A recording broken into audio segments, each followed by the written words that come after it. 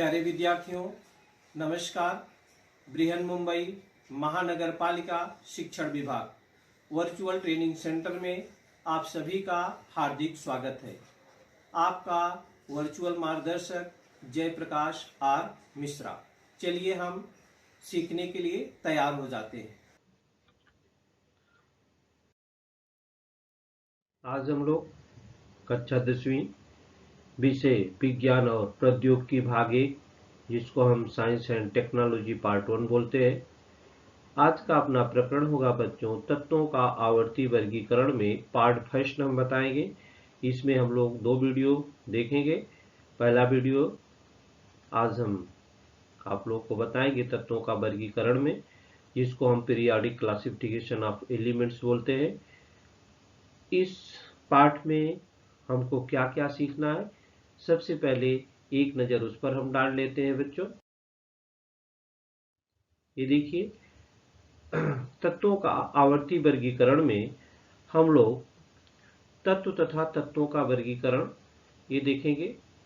तत्व तथा तत्वों का वर्गीकरण, डोबेरायनर का त्रिक नियम, न्यूलैंड्स का अष्टक नियम, मेंडलीव की आवर्त सारणी और आधुनिक आवर्त सारणी, ये सारी चीजें हम तत्वों का आवर्ती वर्गीकरण में सीखने वाले हैं। तो बच्चों, आज हम लोग तत्व तथा तत्वों का वर्गीकरण सीखेंगे, मेंडलीव न्यूलैंड के अष्टक नियम सीखेंगे, डोबेरायनर के त्रिक सीखेंगे और मेंडलीव की आवर्त सारणी। मेंडलीव की आवर्त सारणी की विशेषताएं क्या है और मेंडलीव की आवर्त सारणी की विषमताएं क्या है, ये सारी चीजें हम इस वीडियो में सीखेंगे। दूसरे वीडियो में मैं आधुनिक आवर्त सारणी का नियम, आधुनिक आवर्त सारणी एवं आवर्त सारणी का दीर्घ स्वरूप देखेंगे।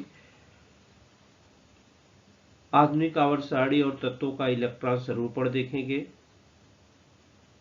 और आवर्त और इलेक्ट्रॉनिक स्वरूपण। आधुनिक आवर्त सारणी में आवर्ती झुकाव भी देखेंगे, परमाणु आकार देखेंगे और धातु अधातु गुणधर्म के बारे में भी हम जानकारी लेंगे। तो चलिए हम वीडियो 1 में सीखना शुरू करते हैं बच्चों।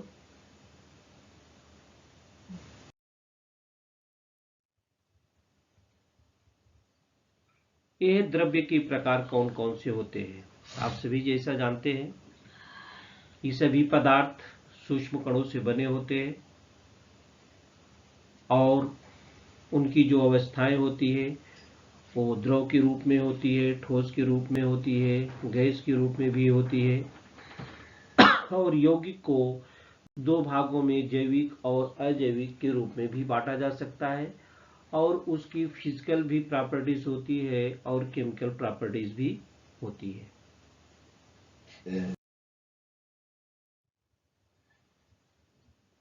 तत्वों के प्रकार कौन से हैं, टाइप्स ऑफ एलिमेंट्स, माने क्लासिफिकेशन ऑफ एलिमेंट्स जाते हैं। तो एक ही आप जैसा जानते हैं कि एक ही तत्व के सभी परमाणु एक समान होते हैं। आज की तारीख में विज्ञान जगत को कुल 118 तत्वों की जानकारी प्राप्त हुई है बच्चों। ये देखिए, मेटल में धातु, तांबा, चांदी, सोना, एल्युमिनियम, लोखंड, जिसको लोहा भी बोलते हैं। परंतु ईस्वी सन 1800 के आसपास केवल 30 तत्वों की ही जानकारी थी। काल के अनुसार समय के साथ साथ अधिकाधिक तत्वों की खोज होती गई और इन तत्वों के गुणधर्म के संबंध में अधिक जानकारी भी प्राप्त होती गई।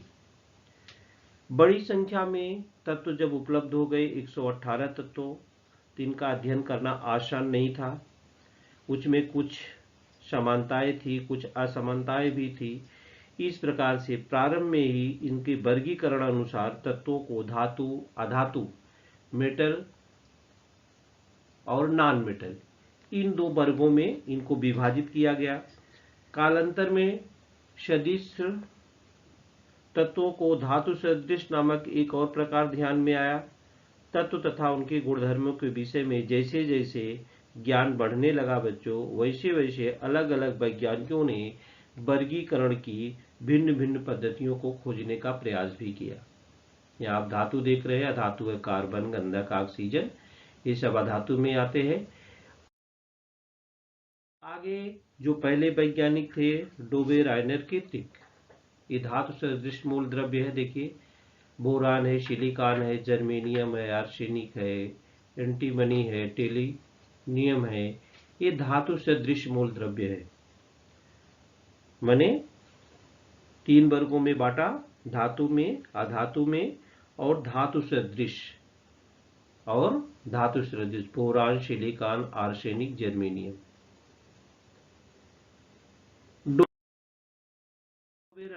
डोबे रायनर के त्रिक, सबसे पहले सन 1817 में डोबे रायनर, ये जर्मन वैज्ञानिक थे बच्चों। ये जो है तत्वों के गुणधर्म और उनके परमाणु भार, परमाणु द्रव्यमानों में संबंध होने की पुष्टि की। उन्होंने समान गुणधर्म वाले प्रत्येक 3 तत्वों के समूह बना करके उनको त्रिक नाम दिया। देखिए यहाँ पर त्रिक Na, Li, Sr, Ca, Ba, Br, Cl, और Sc, Cs और T, माने 3 क्या क्या 3 तत्वों को 3 तत्वों के समूह बनाकर उन्होंने त्रिक दिया। एक त्रिक में 3 तत्वों को उनके परमाणु द्रव्यमानों को आरोही क्रम में इस प्रकार से व्यवस्थित किया कि मध्य तत्व का परमाणु द्रव्यमान उस त्रिक के अन्य 2 तत्वों के परमाणु द्रव्यमानों के लगभग औसत के बराबर होता है। परंतु जितने भी तत्व ज्ञात थे उसमें से एक सब पर नियम नहीं लग पाया। किस पे ये नियम लग गया बच्चों, उसको भी हम आपको दिखाएंगे। ये देखिए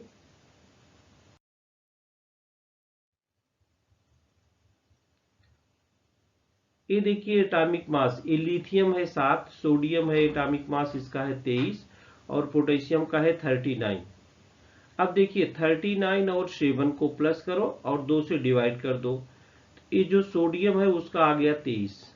माने उन्होंने क्या कहा कि 3 तत्वों के समूह बनाकर त्रिक नाम दिया और पहले और तीसरे जो मध्य का तत्व जो है वो दोनों के पहले और तीसरे का जो एटॉमिक मास है उसके औसत के बराबर होता है। यहाँ तो देखिए बराबर है, लेकिन यहाँ पर क्लोरीन है और ये आयोडीन है। क्लोरीन और आयोडीन को जोड़ा, इनके मास को जोड़ा, एटॉमिक मास को 81.25 आया, जबकि इसका ब्रोमीन का होता है 80 होता है और कैल्शियम का आया 40 और 137।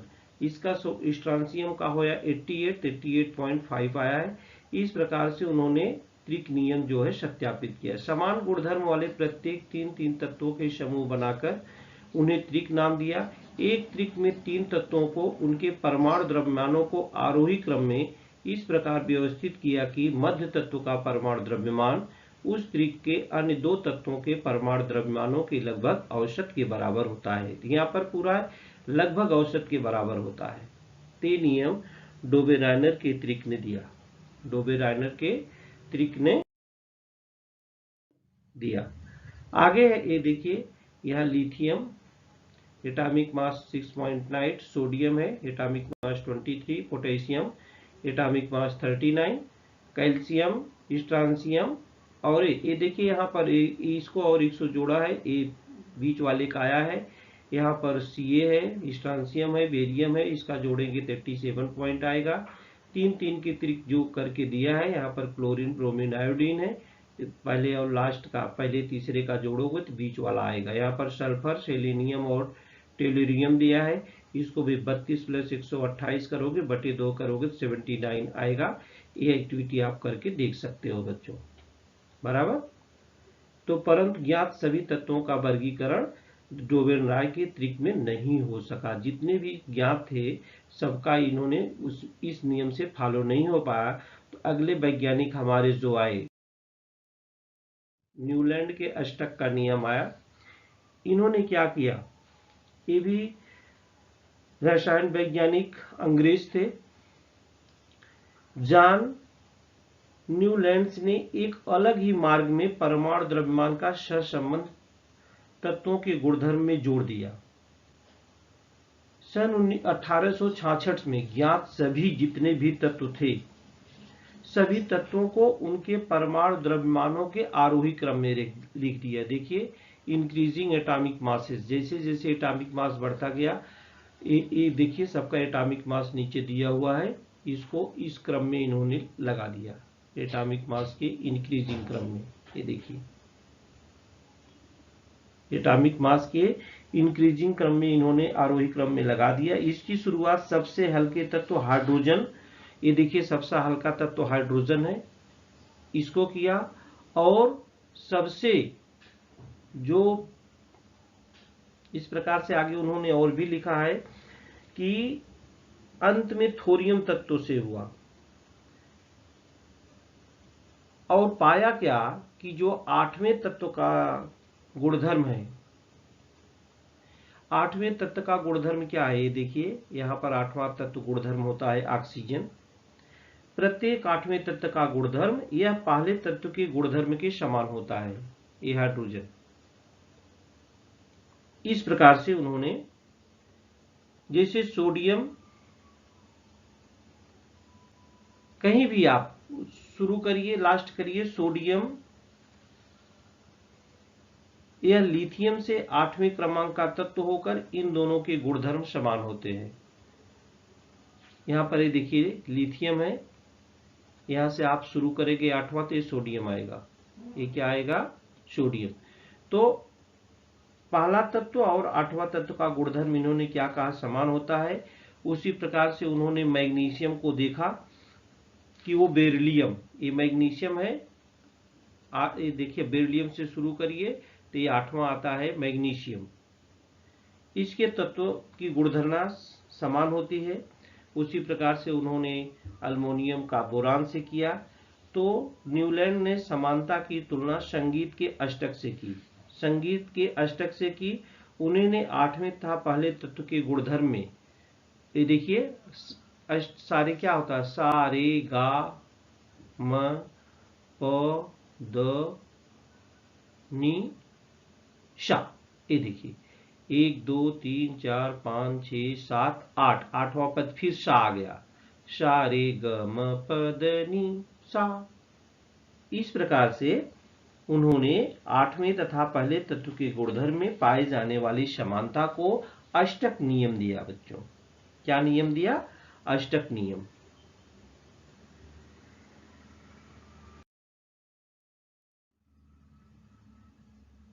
न्यूलैंड के अष्टक का नियम, ये देखिए ये न्यूलैंड्स का पीरियाडिक टेबल आया। इस आधार पर अंग्रेज रासायनिक वैज्ञानिक जॉन न्यूटन ने एक अलग ही मार्ग से परमाणु द्रव्यमान का सहसंबंध तत्वों के गुणधर्म से जोड़ा। और सन 1966 में न्यूलैंड ने यह उस समय ज्ञात सभी तत्वों के उनके परमाणु द्रव्यमानों के आरोही क्रम में रखा। इसकी शुरुआत सबसे हल्के तत्व हाइड्रोजन, तो अंत इसका किसके हुआ, थोरियम से हुआ। उन्होंने पाया कि प्रत्येक 8वें तत्व का गुणधर्म यह पहले तत्व के गुणधर्म के समान होता है, जैसे सोडियम या लिथियम से 8वें क्रमांक का तत्व होकर इन दोनों के गुणधर्म समान है। अष्टक नियम में क्या त्रुटियां हैं बच्चों, जो नियम कानून बनाए जाते हैं उसमें कुछ अपवाद होता है। ज्ञात सभी तत्वों को स्तंभों में समाविष्ट करने के लिए न्यूलैंड्स ने कुछ स्थानों पर दो दो तत्वों को रखा, जैसे कोबाल्ट, निकिल, सी और एल, दो दो तत्वों को रखा, दो दो तत्वों को रखा। इसके अतिरिक्त उन्होंने कुछ भिन्न गुणधर्म वाले तत्वों को एक ही स्वर के नीचे रखा, जैसे कोबाल्ट और निकिल। इन धातुओं को न्यूलैंड्स ने दो इस स्वर के नीचे Cl और Br इन हैलोजनों के साथ भी रखा। इसके विपरीत CO और Ni इनसे समानता रखने वाले Fe को उन्होंने दूर O तथा S इन अधातुओं के साथ ही T इस स्वर के नीचे रखा। उसी प्रकार नए खोजे गए तत्वों को समाविष्ट करने के लिए न्यूलैंड के अष्टक नियम में कोई प्रावधान नहीं था कि जो नए तत्व खोदे जाएंगे उनको कहाँ रखा जाएगा। कालांतर में खोजे गए नए तत्वों के गुणधर्म न्यूलैंड के अष्टक में लागू नहीं होते थे। तब आगे क्या आया बच्चों? डोबेन-राय का ट्रिक भी फेल हो गया, न्यूलैंड के अष्टक नियम भी बनाए और चले गए। मेंडलीफ की आवर्त सारणी आई, Mendeleev's periodic table. Mendeleev's periodic table आ गया बच्चों। इसमें सन 1869 से 1872 माने दिमित्री मेंडलीफ इस रशियन वैज्ञानिक ने ईस्वी सन 1869 से 1872 इस समय में तत्वों की आवर्त सारणी विकसित की। मेंडलीफ की आवर्त सारणी अर्थात जो तत्वों का वर्गीकरण था वो सबसे महत्वपूर्ण चरण माना गया इसमें, सबसे महत्वपूर्ण चरण माना गया इसमें। ये देखिए मेंडलीफ की आवर्त सारणी इन्होंने अपना बनाया है। परमाणु द्रव्यमान यह तत्व का मूलभूत गुणधर्म आधार मानकर मेंडलीफ ने उस समय ज्ञात सभी 63 तत्वों को उसके परमाणु द्रव्यमानों के आरोही क्रम में व्यवस्थित किया। इन तत्वों के भौतिक तथा रासायनिक गुणधर्मों के अनुसार मेंडलीफ ने तत्वों की आवर्त सारणी की भी रचना कर डाली। ये मेंडलीफ की आवर्त सारणी की रचना है। इन्होंने जो रचना की उसमें रचना करते समय मेंडलीफ ने तत्वों के हाइड्रोजन और ऑक्सीजन के साथ हुए हाइड्राइड तथा ऑक्साइड यौगिकों के अणुसूत्र, यह रासायनिक गुणधर्म और उसी प्रकार उनके हाइड्राइड और ऑक्साइड इन यौगिकों के द्रवणांक, क्वथनांक और घनत्व, इन सभी भौतिक गुणधर्मों पर विचार किया और मेंडलीफ के ध्यान में आया कि एक निश्चित समय के पश्चात भौतिक तथा रासायनिक गुणधर्मों में समानता रखने वाले तत्वों की पुनरावृत्ति होती है, तो तत्वों के भौतिक तथा रासायनिक गुणधर्म उनके परमाणु द्रव्यमानों के आवर्ती फलन होते हैं।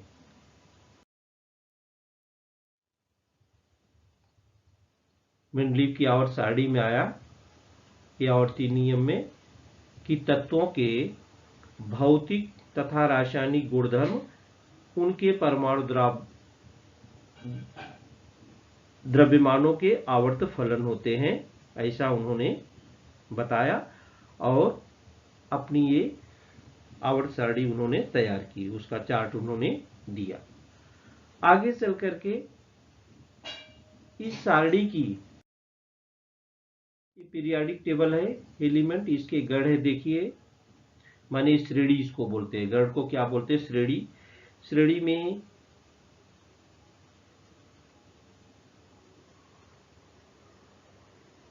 और एक को क्या बोलते हैं? आवर्त बोलते हैं।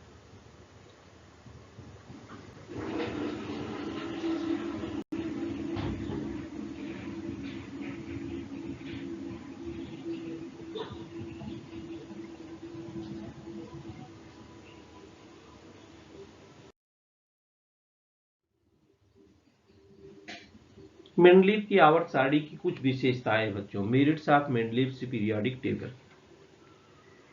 जो विज्ञान है बच्चों वो अपना बहुत ही प्रगतिशील है, ये नई नई खोजें हमेशा करता रहता है।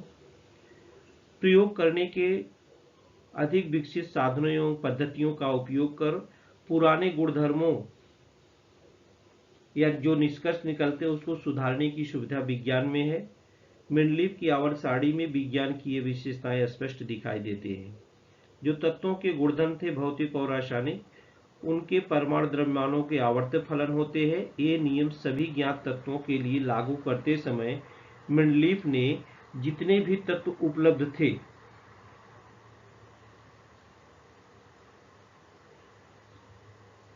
उनमें अंतिम न होकर उसमें परिवर्तन हो सकता है, इस विचार से उन्होंने आवर्त सारणी की व्यवस्था की।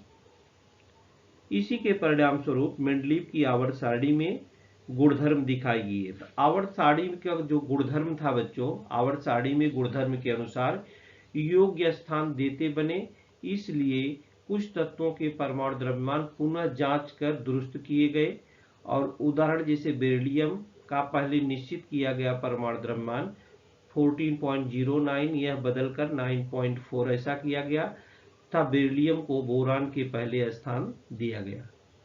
आवर्त सारणी में मेंडलीफ ने उस समय तक न खोजे गए तत्वों के लिए कुछ स्थान रिक्त रखे। अब देखिए यहाँ पर कि विज्ञान प्रगतिशील है, आगे कोई न कोई खोज करेगा। उन्होंने कुछ स्थान खाली रखा, उनमें से 3 अज्ञात तत्वों को नजदीक के ज्ञात तत्वों के आधार पर एका बोरान, एका एल्युमिनियम तथा एका सिलिकॉन ऐसे नाम देकर मेंडलीफ ने उनके परमाणु द्रव्यमान क्रमशः 44, 68 तथा 72 होंगे ऐसा दर्शाया। इतना ही नहीं तो उनके गुणधर्मों की भी प्रकृति की थी। कालांतर में स्कैंडियम, गैलियम और जर्मेनियम उनका नाम जो होता है दिया गया। मेंडलीफ जो ये देखिए गैलियम है, ये जर्मेनियम है और गैलियम है और स्कैंडियम है।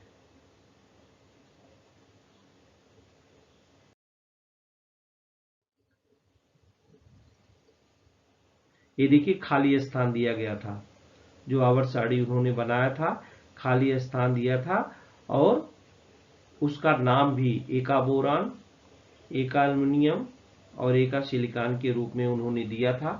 तो इस प्रकार से उन्होंने छोड़ा था कि आगे जो कालांतर में स्कैंडियम, गैलियम और जर्मेनियम ये नाम इनको दिया जाएगा जो खोज होगी। ये आवर्त सारणी की उनकी विशेषताएं थी।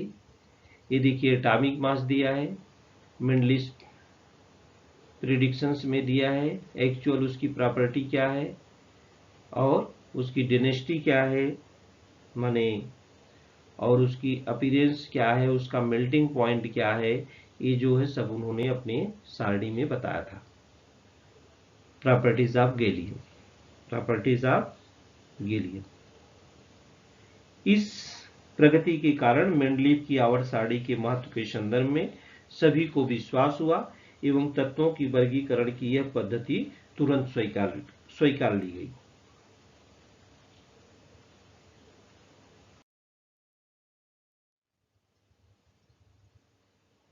उसकी विषमताएं क्या है बच्चों? जहां पर कुछ अच्छाइयां हैं आपने पढ़ा, उसमें कुछ विषमताएं भी है। मेंडलीफ की आवर्त सारणी की विषमताएं क्या है, विषमताएं भी हम देख लेते हैं। कोबाल्ट तथा निकिल इन तत्वों के पूर्णांक में परमाणु द्रव्यमान समान होने के कारण इनके स्थान के विषय में मेंडलीफ आवर्त सारणी में संदिग्धता थी। क्या संदिग्धता थी बच्चों? मेंडलीफ आवर्त सारणी प्रतिपादन करने के बहुत समय के बाद समस्थानिकों की खोज हुई। समस्थानिकों के रासायनिक गुणधर्म समान तो परमाणु द्रव्यमान भिन्न होने के कारण उन्हें मेंडलीफ की आवर्त सारणी में स्थान किस तरह दिए जाए, यह एक बड़ी चुनौती बन गई। बढ़ते परमाणु द्रव्यमान के अनुसार रखे गए तत्वों के परमाणु द्रव्यमानों में क्रमशः वृद्धि होते हुए दिखाई नहीं दी, इसलिए दो भारी तत्वों के बीच कितने तत्वों की खोज होगी इसका अनुमान लगाना मेंडलीफ की आवर्ती नियमानुसार संभव नहीं था। जैसे आगे हम दिखाएंगे आपको, ये देखिए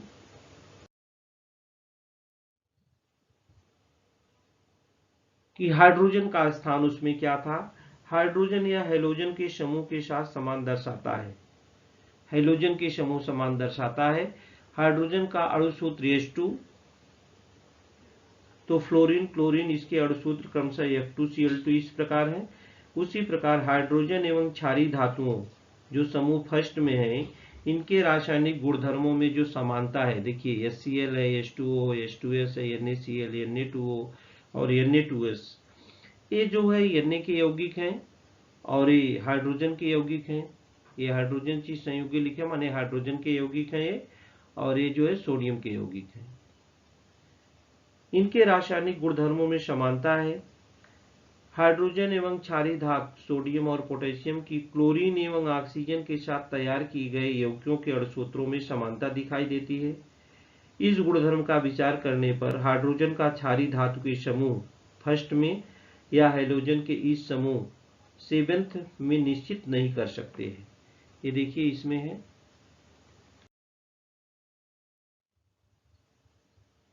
तो निश्चित जब नहीं कर सकते हैं तो बच्चों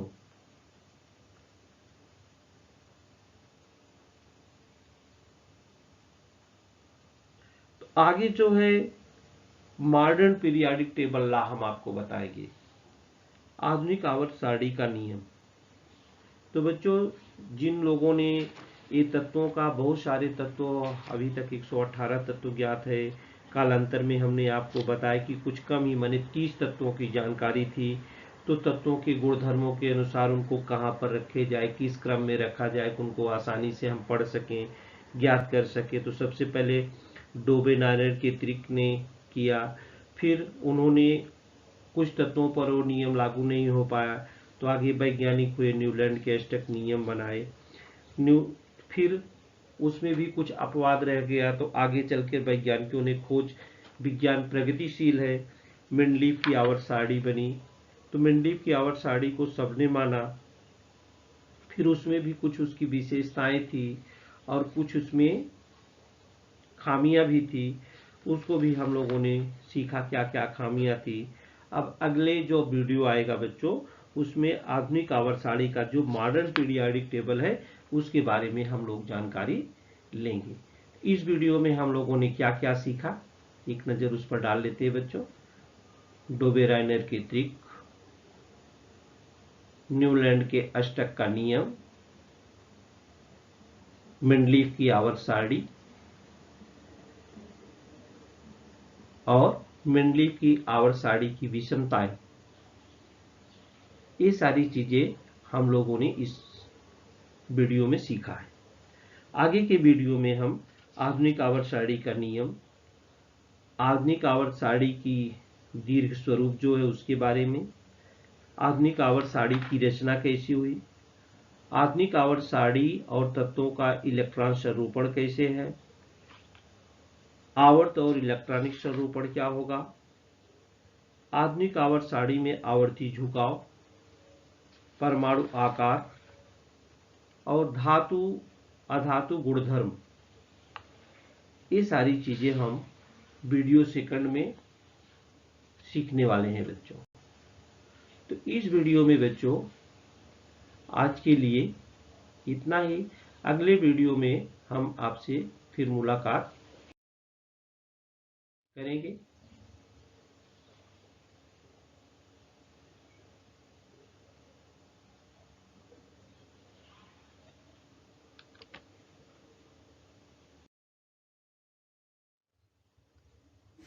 प्यारे विद्यार्थियों, हमने जो आज सीखा, हमें पूर्ण विश्वास है आप उसको अच्छी तरह से सीख चुके हैं और उसका आप अच्छी तरह से अभ्यास भी करेंगे। आज के लिए इतना ही। धन्यवाद।